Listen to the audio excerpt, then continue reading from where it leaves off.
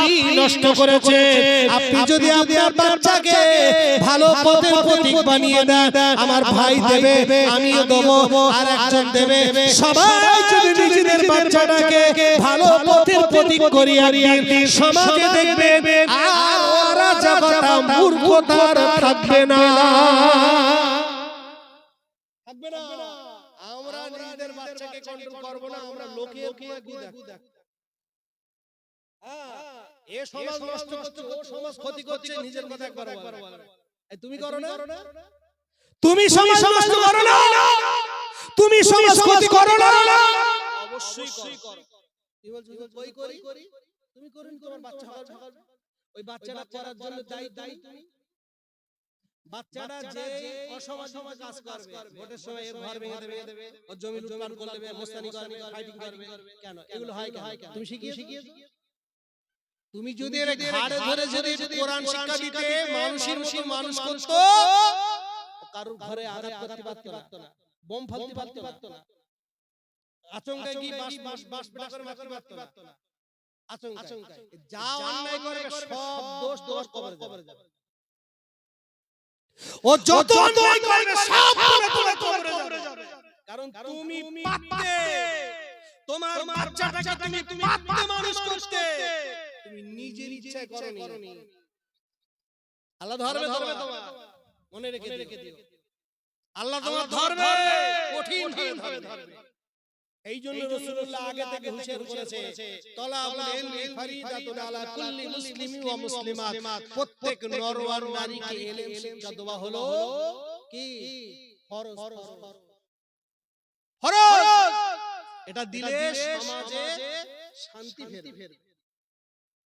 মানুষ যখন আল্লাহ মুখ হবে, মানুষ যখন দ্বীন মুখ হবে, মানুষের ভিতরে যখন আল্লাহর ভয় ঢুকবে, ওর আচমকে কারো ঘরটা ভাঙতে পারবে না। ও গাঁজা খাওয়া তো দূরের কথা, গাঁজার ধারে যাবে না। ও মদ খাওয়া তো দূরের কথা, মদের দোকানগুলো বন্ধ হয়ে যদি এমনি আপনি যদি না খাতেন, আর খাওয়া বন্ধ করতে হবে, খাওয়া বন্ধ আপনি করতে পারতেন। ওই দোকানে গিয়ে তালা মেরে আসতে হবে না, দোকানে গিয়ে তালা মারতে হবে না, মদের দোকানে ওই থানায় গিয়ে বন্ধ করে ওসব করতে হবে না। তুমি করো না, তোমার বাচ্চাটাকে কোরআনের বাণী খাওয়াতে, আর একটু কোরআন শেখাও, খোদার কসম, আর মুখে দাড়ি রাখা শেখাও, গান বাজনা থেকে বাদ দাও, ভালো ভালো প্রতীক করো, তুমি করো, অমুক করো, আমি করি, দোকান খুলে বসে থাকবে, মশার মাছি উড়বে, কেউ যাবে না। কথা বলো,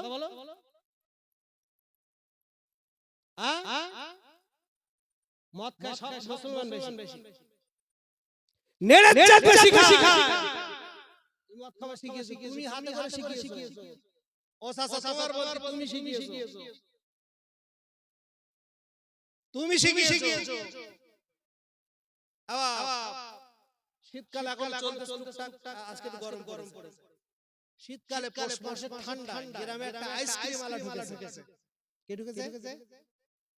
আইসক্রিম আলা। আইসক্রিম কোন মাসে? পৌষ মাসে ঠান্ডা।